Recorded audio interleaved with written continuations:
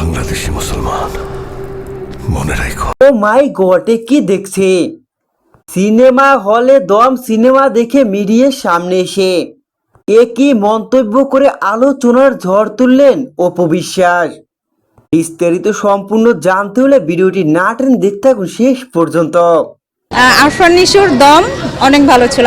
ঈদে মুক্তি পেয়েছে আরফান নিশোর আলোচিত সিনেমা দম। ইতিমধ্যে দম সিনেমা সমস্ত সিনেমা হলে ঝড়ের বেগে চলছে। সমস্ত ভক্তের মুখে একই স্লোগান দম।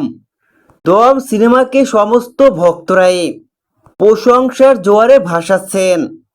দুর্দান্ত দম সিনেমাকে টপ সিনেমায় শীর্ষে রেখেছেন ভক্তরা।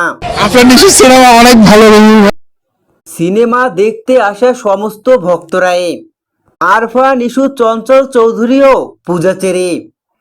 ছবিটিতে সমস্ত অভিনেতারাই দুর্দান্ত অভিনয় করেছেন।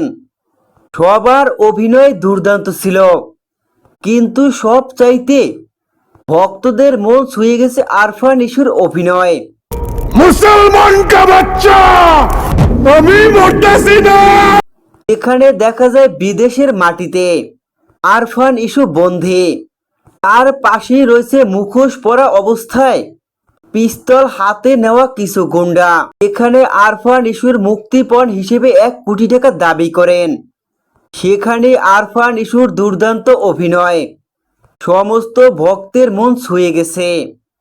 সমস্ত ভক্তের হৃদয়ে জায়গা করে নিয়েছে আরফান নিশোর দম। তাই তো প্রতিটি সিনেমা হল কাঁপাচ্ছে আরফান নিশোর দম। দম সিনেমা একাই দাপট দেখাচ্ছে প্রতিটি সিনেমা হলে। প্রতিটি সিনেমা হলেই ভক্তদের প্রশংসার জোয়ারে ভেসে চলেছেন দম। দম দম ভালো, দম সিনেমাটা দেখেছি, ভালোই ছিল।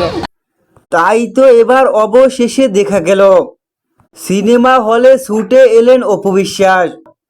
এবার সিনেমা হলে দেখতে এলেন অপু বিশ্বাস, যেখানে দেখা যায় বাংলাদেশের লাইসময়ী কুইন খ্যাত নায়িকা অপু বিশ্বাস সিনেমা হলে এসে দম সিনেমা দেখেন।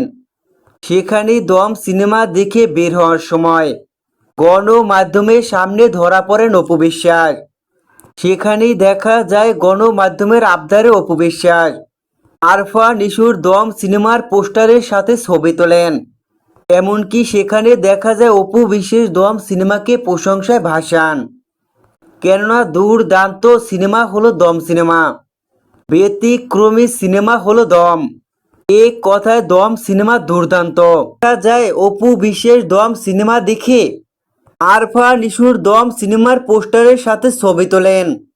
অপু বিশ্বাসের এই ছবি এখন গণমাধ্যমে ঝড় বইছে। দম সিনেমার পোস্টারের সাথে যে ছবি তুলেছে সেই ছবি গণমাধ্যমে শেয়ার করেন, যেখানে দম সিনেমাকে প্রশংসায় ভাসান অপু বিশ্বাস।